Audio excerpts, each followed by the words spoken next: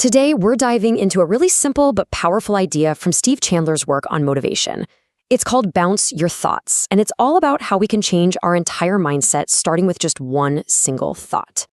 Let me ask you this. Do you ever feel kind of stuck?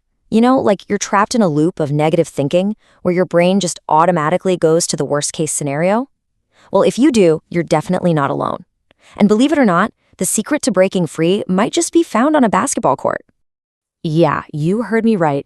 The book uses this amazing analogy to explain how this all works.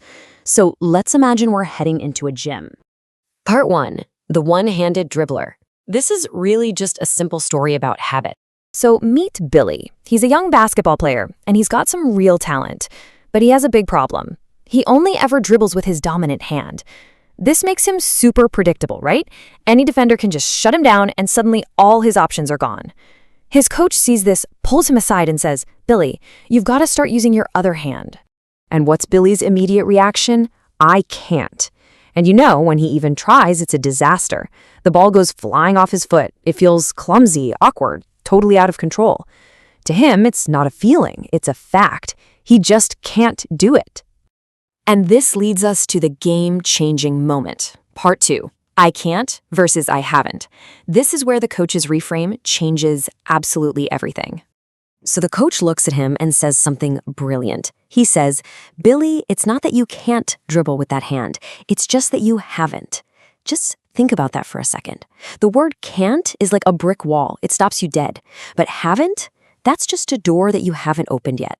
And the coach explains that any skill is really just a habit. And a habit is formed by, as he puts it, logging enough bounces. It's not about being born with some special talent. It's just about repetition, pure and simple. If he puts in the practice, his weaker hand will eventually feel just as natural and automatic as his dominant one. Okay, part 3, bouncing your thoughts. This is where we take this whole idea off the basketball court and bring it right into our own heads. The connection here is, well, it's perfect. Our dominant thought patterns, for many of us, that's pessimistic thinking.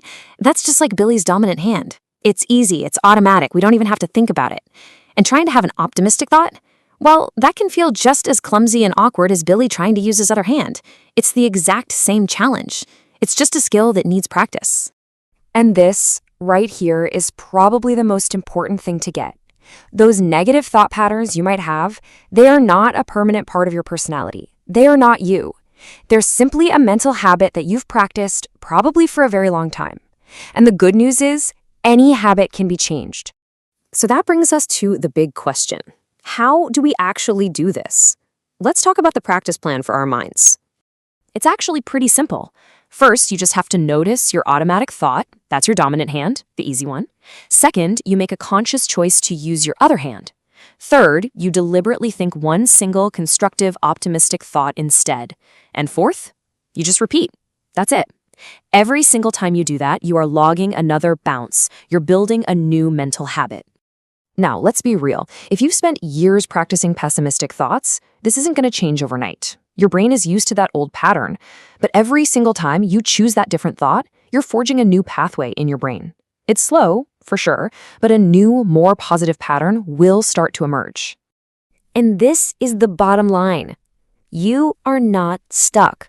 You absolutely do change one single thought at a time. If you have the power to bounce a thought one way, you 100% have the power to bounce it the other way.